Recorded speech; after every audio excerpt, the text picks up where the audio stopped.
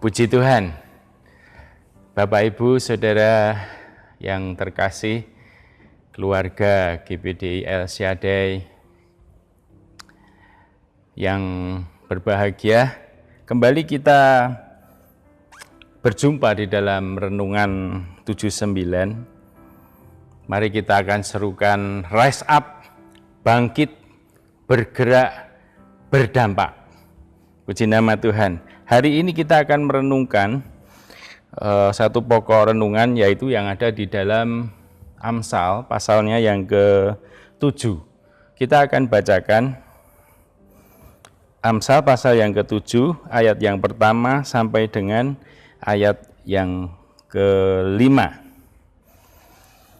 Hai anakku, berpeganglah pada perkataanku dan simpanlah perintahku dalam hatimu. Berpeganglah pada perintahku dan engkau akan hidup. Simpanlah ajaranku seperti biji matamu. Tambatkanlah semuanya itu pada jarimu dan tulislah itu pada loh hatimu.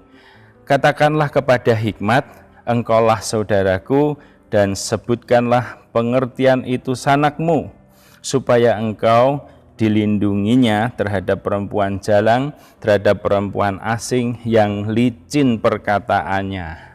Haleluya, puji Tuhan.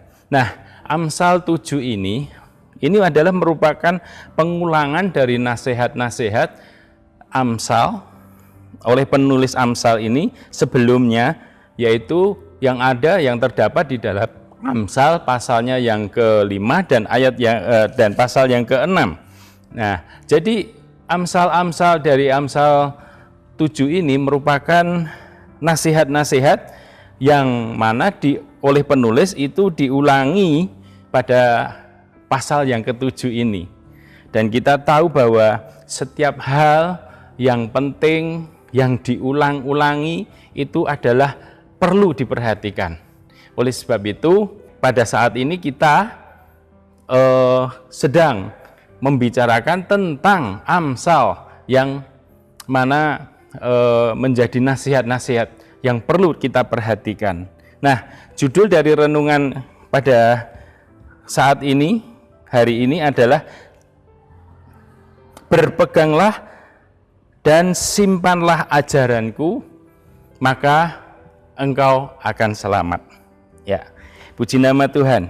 Nah, bagian yang pertama yang kita akan lihat di sini adalah Amsal ini ditulis karena ada sesuatu hal yang dilihat, yang diperhatikan oleh penulis Amsal itu.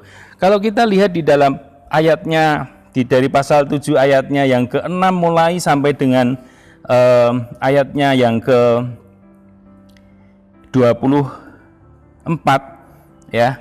Di sana menceritakan tentang bagaimana si penulis Amsal ini melihat keadaan sesungguhnya yang terjadi pada saat itu. Kita tahu penulis Amsal ini adalah Raja Salomo, yaitu anak Daud, anak dari Daud, Raja Daud. Nah, dia seorang raja, dia yang juga mempunyai banyak karyawan, banyak juga pegawai-pegawai dan sebagainya.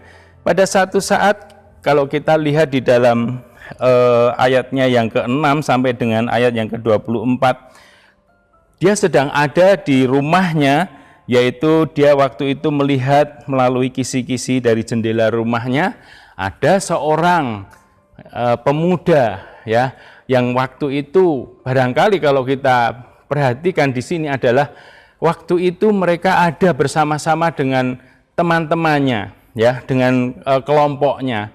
Namun pada saat itu juga ada seorang pemuda ini, ya, tiba-tiba saja dia itu menyeberang ke sudut jalan di ayatnya yang ke-8, ya, dan lalu melangkah menuju rumah perempuan semacam itu. Nah, kalau kita lihat, kita akan observasi di sini, yaitu ada seorang pemuda dan juga ada seorang perempuan. Siapakah mereka ini? Saya kira kalau dari keadaan yang sesungguhnya terjadi, yang dilihat oleh Salomo waktu itu dan dikenal, saya kira mereka-mereka ini adalah orang-orang yang mungkin mereka ada di dalam kerajaan itu, entah itu sebagai karyawan atau mungkin sebagai pegawai.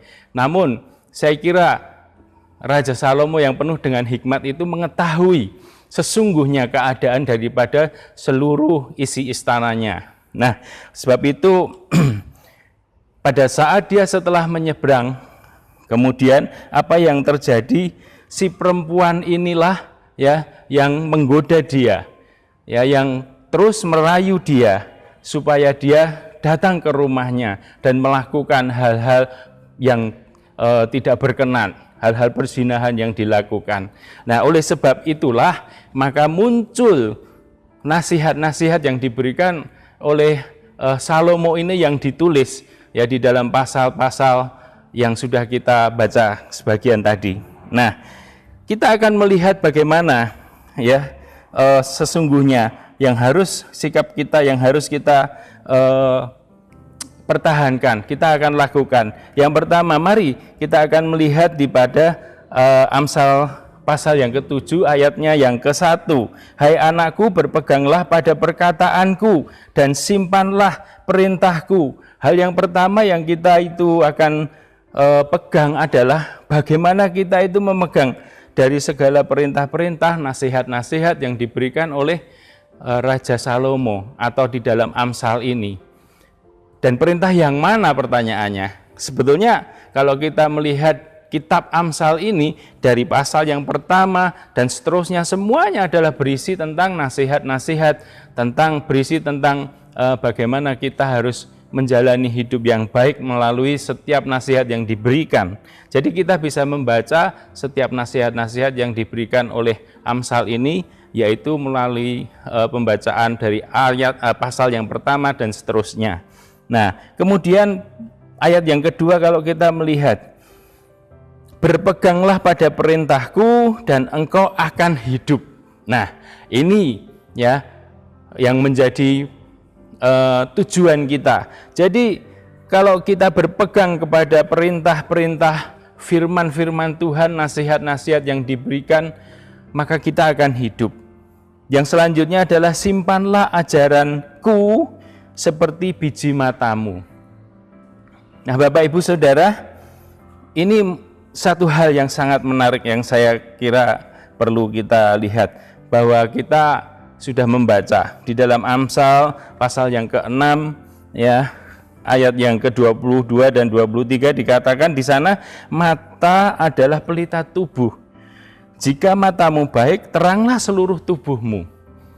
Ya. Kemudian ayat yang ke-23, jika matamu jahat, gelaplah seluruh tubuhmu. Jadi jika terang yang ada padamu gelap, betapa gelapnya kegelapan itu. Sesungguhnya firman inilah yang membuat mata kita menjadi terang, ya. Sesungguhnya firman inilah yang menjadi pelita, ya, seperti dikatakan ya di dalam Amsalnya pasal yang ke-6 ayat yang ke-23, karena perintah itu pelita. Mata kita membutuhkan cahaya. Ketika kita harus melihat, kita membutuhkan cahaya. Betapa gelapnya keadaan di dalam suatu ruangan dan tanpa ada cahaya, ya, maka mata kita tidak bisa memandang apa-apa. Maka mata kita butuh cahaya, dan cahaya itulah yang disebutkan di dalam firman Tuhan, itu adalah perintah Tuhan, ya, dan ajaran itu adalah cahaya, kata firman Tuhan. Perintah itu pelita, kata firman Tuhan, ya. Dan teguran yang mendidik itu jalan kehidupan.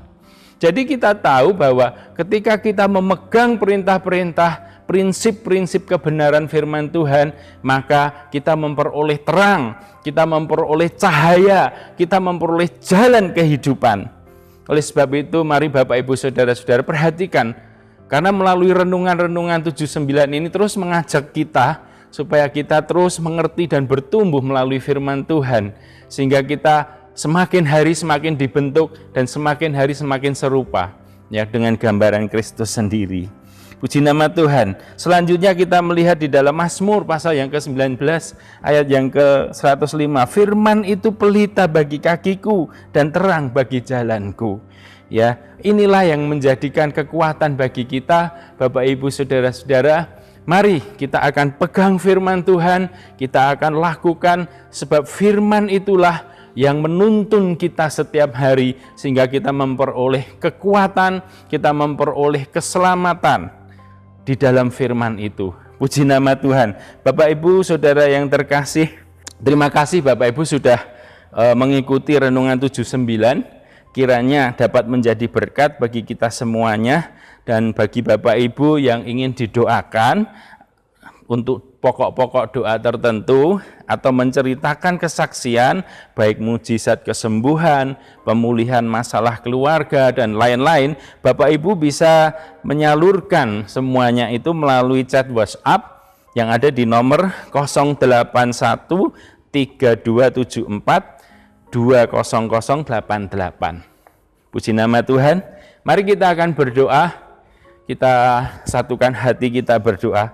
Bapa, kami mengucap syukur pada saat ini karena Engkau Tuhan yang terus menasihati kami melalui setiap firman-Mu. Kami tahu bahwa firman-Mu itulah pelita bagi kaki kami dan terang bagi jalan kami. Kami percaya Tuhan, ketika kami melangkah, ketika kami berjalan, dan ketika firman itu ada di dalam hati kami, maka segala sesuatu yang kami kerjakan, kami pikirkan, kami lakukan, semuanya diterangi oleh firman-Mu ya Tuhan. Terima kasih Tuhan buat setiap nasihat firman-Mu yang kami dengar hari ini. Dan biarlah kami tidak ikut di dalam hal-hal yang menjerumuskan kami sehingga membuat kami menjadi binasa. Terpujilah nama-Mu Tuhan. Pada saat ini kami mengucap syukur buat setiap firman yang sudah kami dengar, dan biarlah boleh tersimpan di dalam hati kami dan terus menjadi terang dan pelita bagi kaki kami. Terima kasih Bapa. Tuhan, berkatilah keluarga El Shaddai hidup dalam kasih. Kiranya keluarga El Shaddai tidak pemarah dan tidak menyimpan kesalahan orang lain, tidak bersukacita karena ketidakadilan, tetapi bersukacita karena kebenaran. Di dalam nama Tuhan Yesus Kristus, kami sudah berdoa dan mengucap syukur. Haleluya. Amin.